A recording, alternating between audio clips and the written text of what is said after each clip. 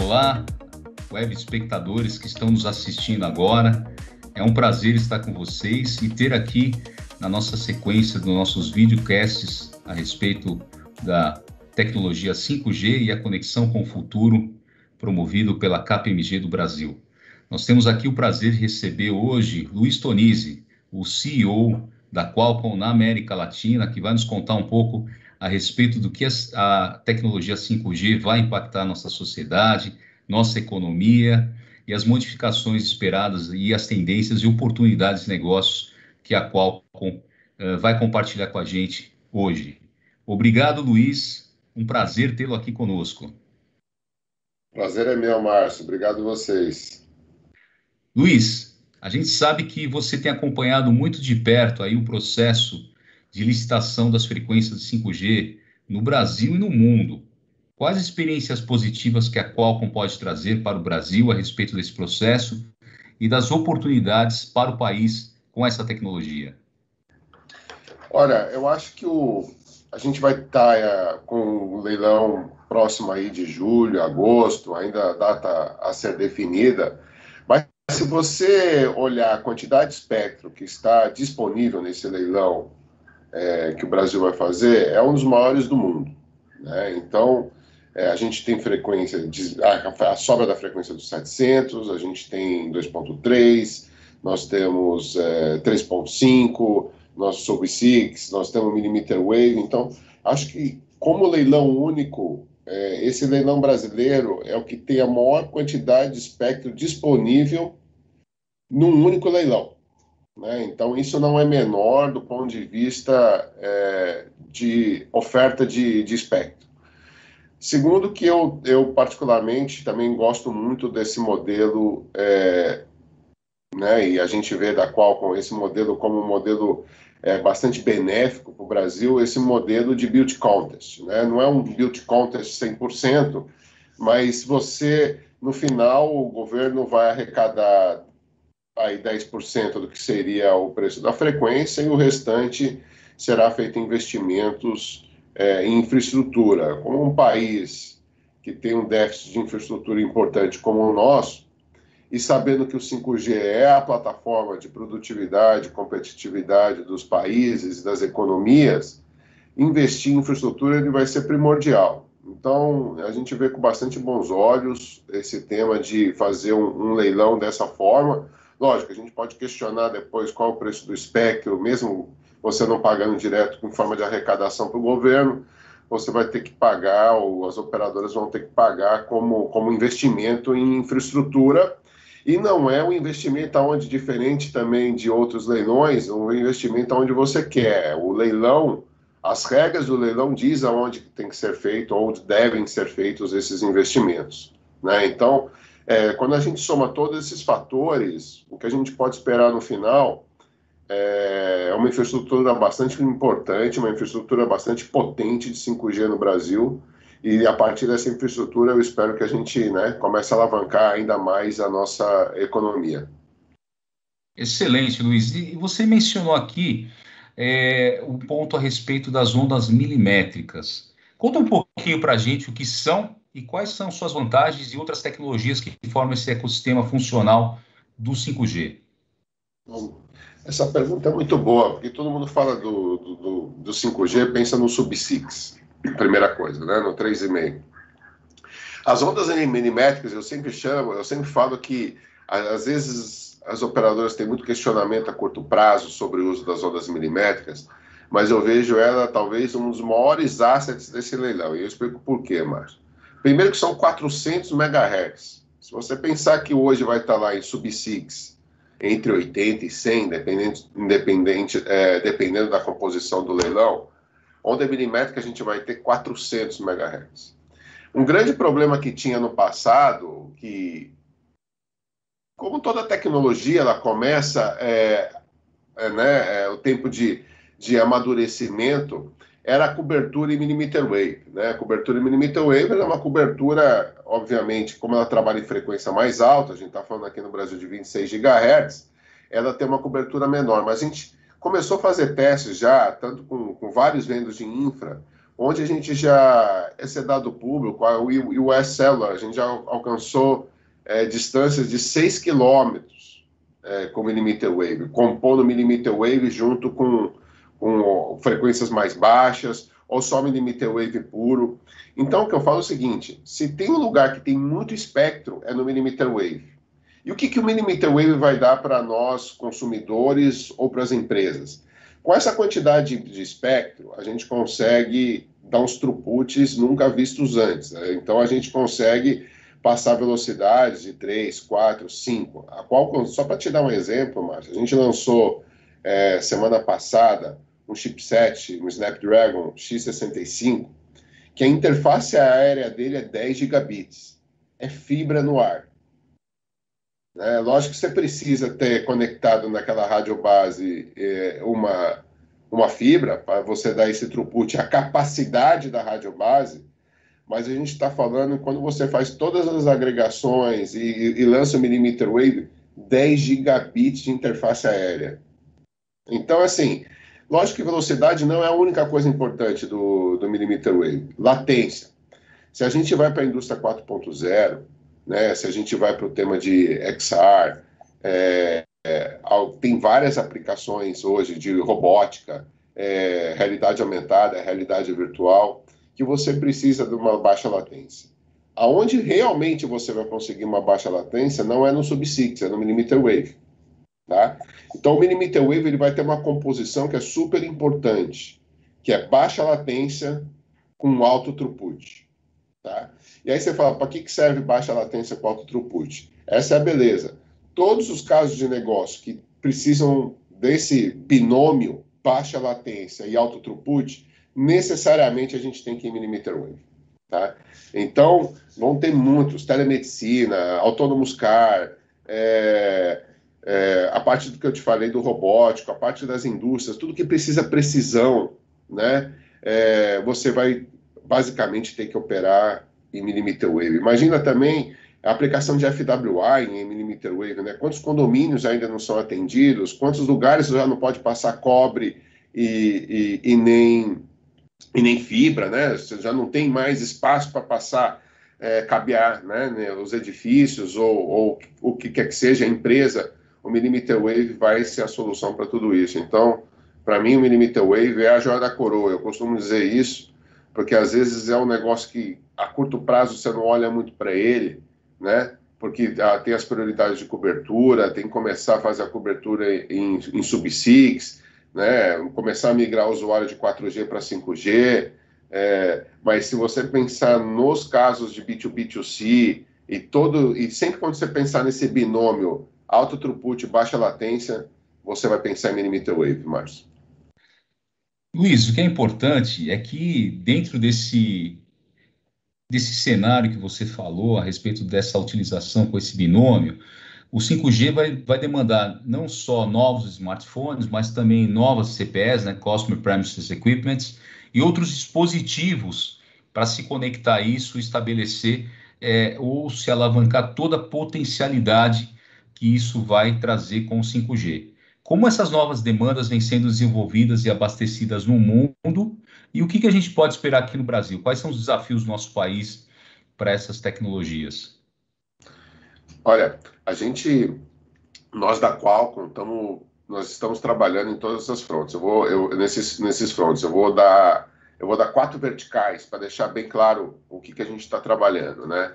A primeira é o que a gente exatamente você falou de smartphones, né? Então hoje nós já lançamos mais de 900 smartphones baseados em 5G com o Snapdragon, né? E eu vou reforçar esse nome, Márcio, se me permite, Snapdragon, porque eu entrei faz pouco tempo na Qualcomm e realmente estou apaixonado pela empresa e pelo potencial que a empresa tem e o que é o nosso processador, e a gente vai tá reforçando muito esse awareness junto aos clientes finais agora, para que saibam qual é a diferença quando compra um produto, um celular, Snapdragon, quais são as vantagens que realmente esse público vai ter acesso. Então, 900 celulares tipos de celulares que já lançamos. E não é só celular, Márcio, a gente está lançando também agora os ACPC, são os computadores conectados, Windows over Snapdragon, né?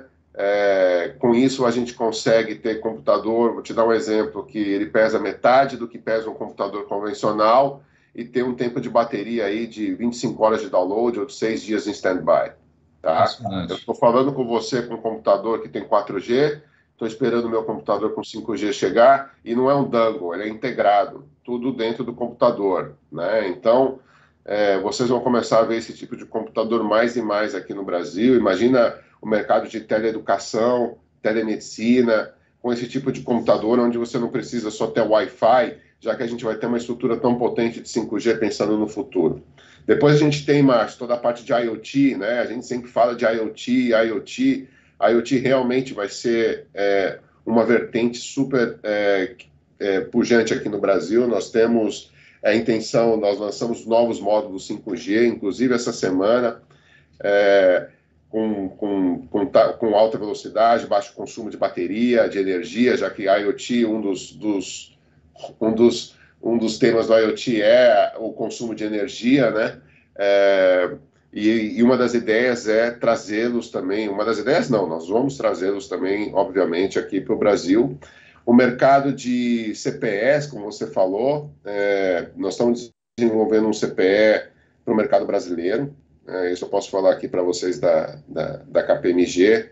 Esse CPE ele vai ser um CPE onde ele vai ter backhaul em 5G e Wi-Fi 6 dentro da casa do cliente. Então, você vai chegar na sua casa, ou na sua casa de campo onde você não tem, ou em qualquer lugar, ou as zonas hoje, de novo, que não são fibradas, porque não vale a pena fibrar ou passar cabo, vai levar um dispositivo desse tamanhozinho, baseado em eSIM, que já tem mesh embutido, vai colocar na sua casa, vai ligar, a operadora vai conseguir ver o serviço, como é que está funcionando dentro da sua casa, ele recebe 5G e faz Wi-Fi 6 dentro da onde você o instalar.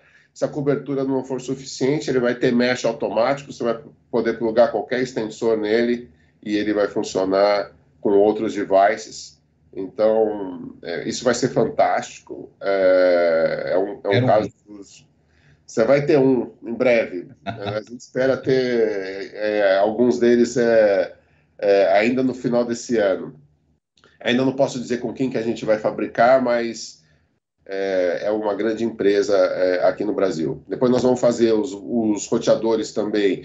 Se você tem a sua fibra ou o cabo chegando na sua casa, nós vamos fazer os Wi-Fi 6, Wi-Fi 6E.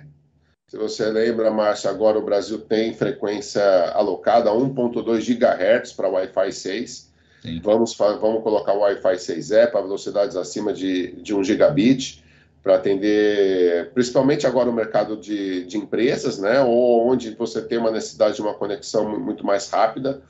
Então, não tem limite isso, não vai parar. E nós vamos fazer o CPE Millimeter Wave também, mas de ondas milimétricas, mas esse vai ser para 2022. E a gente está no mercado, você falou um pouco do mercado automobilístico. Hoje, se você imagina, o carro hoje é um smartphone de 4 rodas, né, Márcio? Você entra no carro, ele fala como ele vai, para onde ele vai, toca música, entretenimento, Android ou Apple CarPlay, enfim.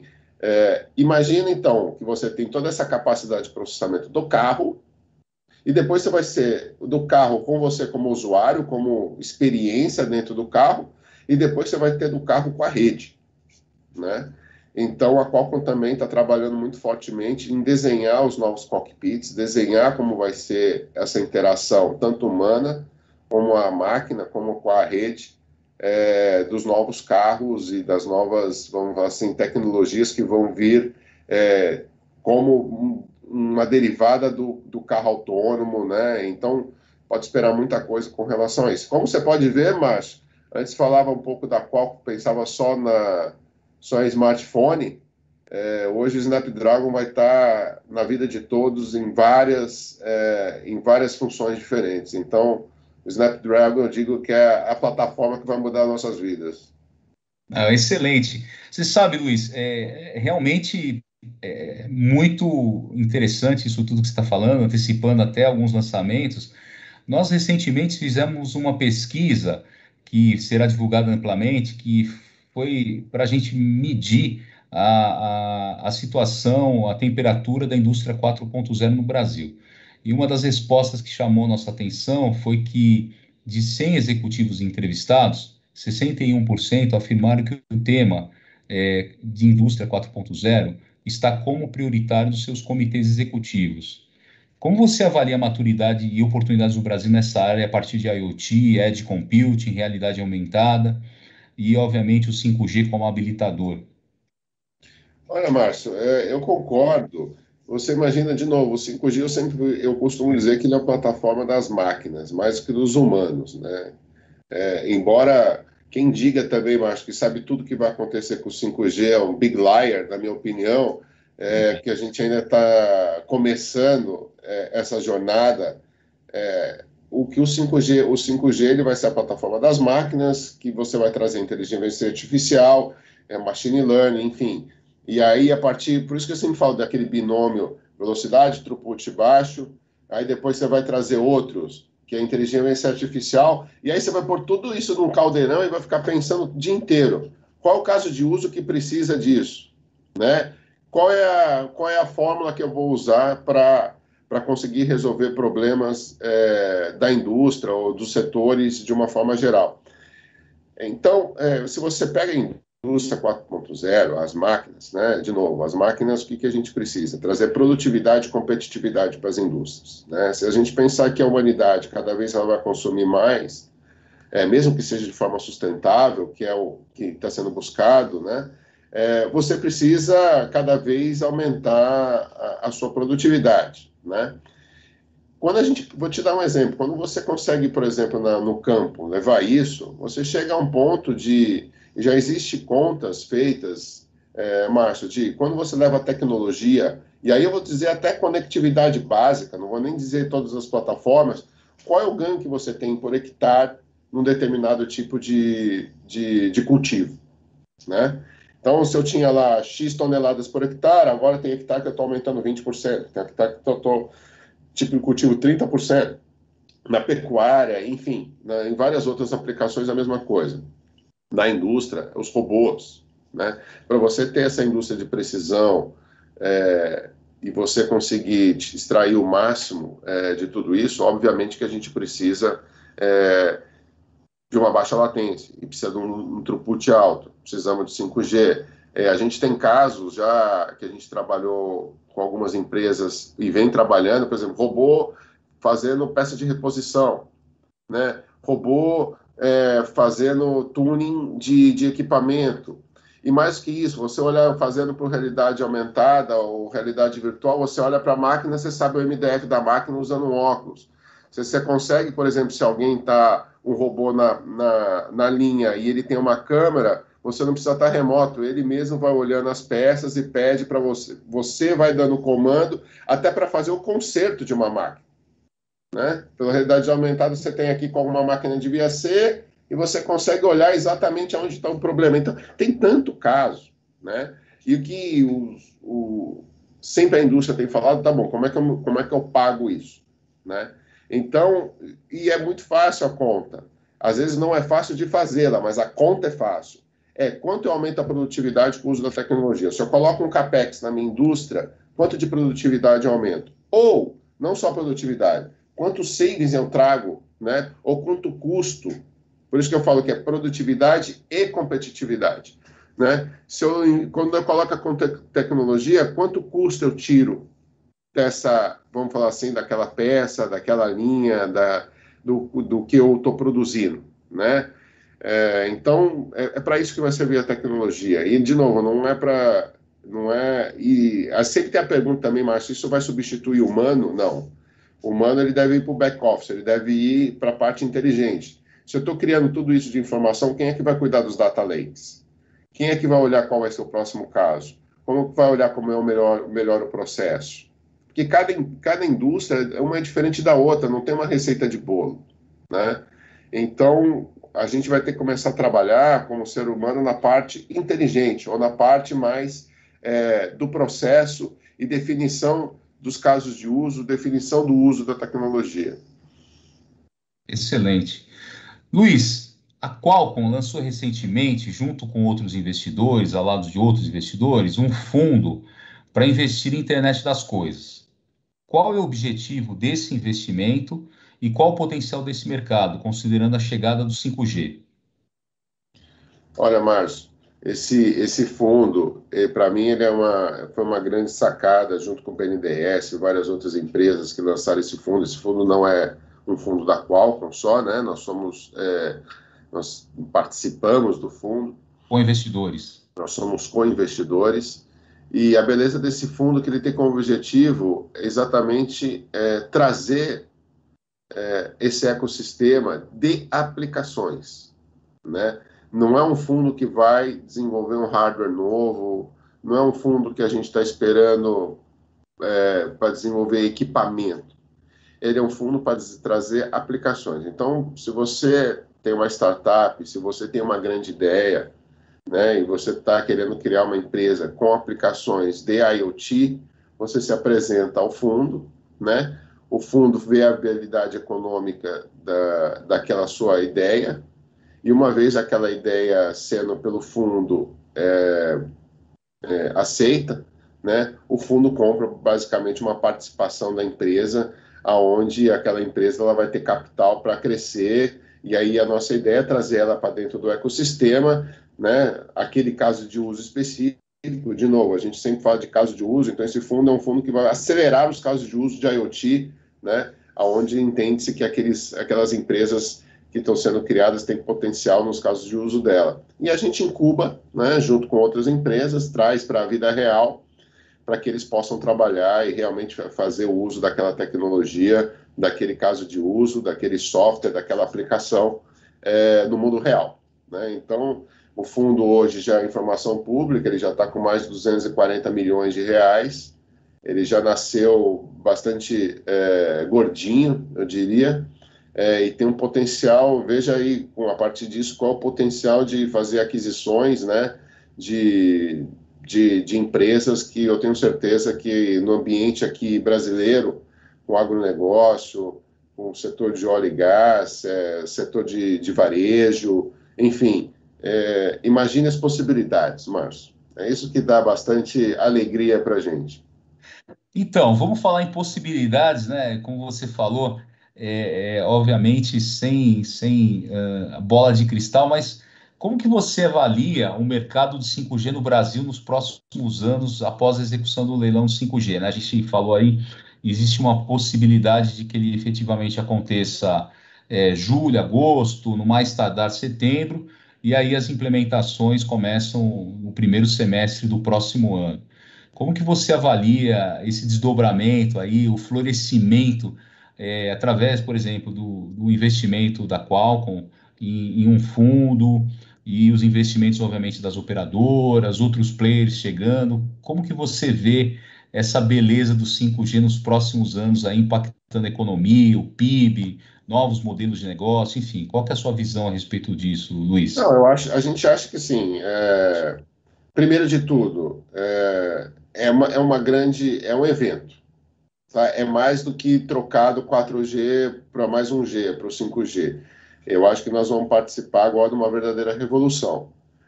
Cabe a nós, a tecnologia, eu sempre digo que ela é meio, mas tecnologia não é fim.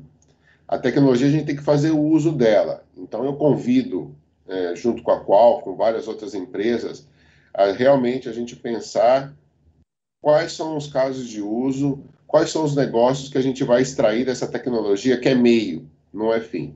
Obviamente que a gente já tem os low-hanging fruits, Márcio. FWA, para mim, vai ser um serviço, sabe, um pouco que a gente estava falando.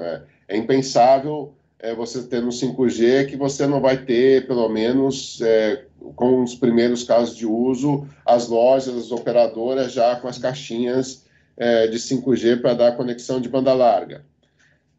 Segundo caso que eu vejo, óbvio que é uma parte de mobile broadband, né? Então, a gente vai ter uma troca eu acho que cadenciada, né, de toda a parte de smartphones, da parte do consumer.